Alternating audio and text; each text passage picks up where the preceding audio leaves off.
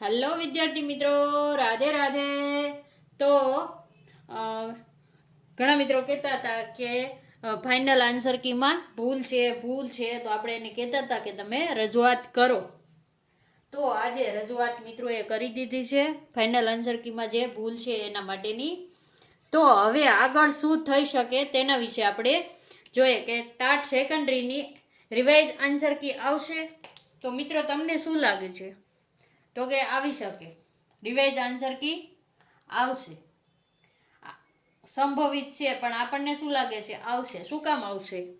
તો કે ટેટ 1 વાળાએ જ્યારે રિવાઇઝ આન્સર કીની માગણી કરી હતી ને ત્યારે સ્ટેટ એક્ઝામિનેશન બોર્ડ આપી નહોતી, એસીબીએ આપી નહોતી. તો તમને ખબર છે એ લોકોએ શું કર્યું હતું? કોર્ટમાં કેસ કર્યો છે, કોર્ટ કેસ થઈ ગયો.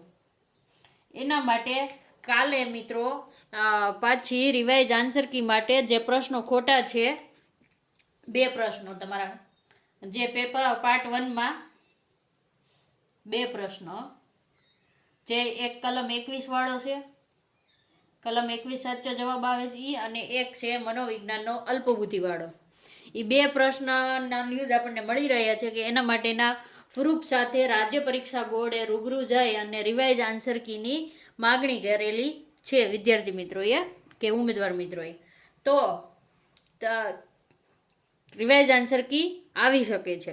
બરાબર. રિવાઇઝ આન્સર કીમાં કેટલા પ્રશ્ન સુધરશે? તો પાર્ટ 1માં 2 માટેની અરજી થઈ છે એવું આપણને સંભળાઈ રહ્યું છે, અને એક છે એ વિજ્ઞાનવાળાનો છે. તો ટૂંકમાં 2 પ્રશ્ન સુધરી શકે. કેટલા સુધરી શકે? સંભવિત છે હો, આપણે જો ફાઇનલ નથી કહેતા. એમાં આ કલમ 21 વાળો છે ને એક અલ્પબુદ્ધિ વાળો છે, અલ્પબુદ્ધિ વાળો. બરાબર. એમાં કા અલ્પબુદ્ધિ આવશે ને કા એમાં ગ્રેસિંગ આપવું પડશે. શું આપવું પડશે? ગ્રેસ માર્કની માગણી કરી રહ્યા છે. અને આમાં તો તમને ખબર છે જવાબ જે કલમ 2 છે એ ના આવે. બરાબર. કલમ 2 જવાબ ખોટો છે, એમાં કલમ 21 એ આવે. તો એ આવી શકે. હવે તો કે રિવાઇઝ આન્સર ક્યાં આવશે? તો રિઝલ્ટ ક્યારે આવશે? રિઝલ્ટ છે ને આ જુલાઈ મહિનામાં આવી જવાનું છે. જુલાઈમાં એટલે કે આ વીક હવે તમે રિવાઇઝ આન્સર કીની માંગણી કરી છે એટલે થોડું ડીલે થઈ શકે છે. કે આપણે જે આ વીકમાં જુલાઈમાં આપણે કહેતા હતા ને પહેલા વીકમાં, તો કે આ વીકમાં આવવાની શક્યતા હવે નથી દેખાઈ રહી. આવતા વીકમાં આવી શકે, આ વીકમાં ના આવી શકે. શું કામ એ ખબર છે મિત્રો?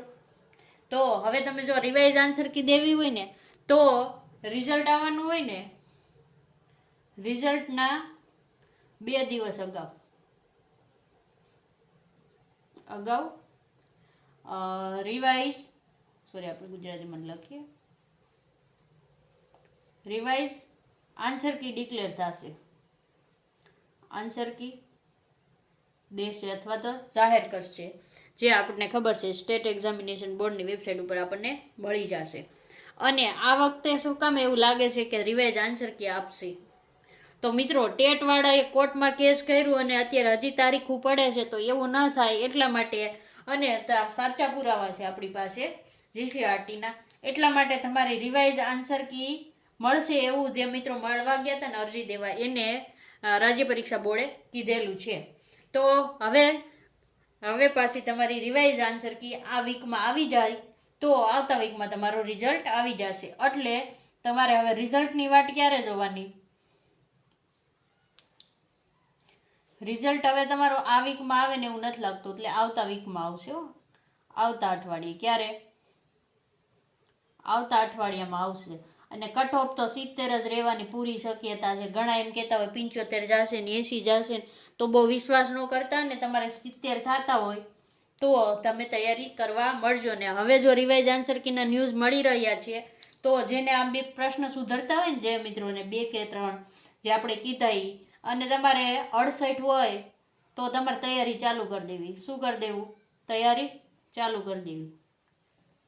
68 ને પણ આપણે તો એમ કેવી 67 હોય ને તમારે તો પણ તૈયારી ચાલુ કરી દેજો. બરાબર. રિવાઇઝ આન્સર કે આવવાના 99.99% ચાન્સીસ આપણને દેખાઈ રહ્યા છે. જવાબ જે મિત્રો ગયા હતા ને રજૂઆત કરવા એને સારા મળેલા છે એટલા માટે.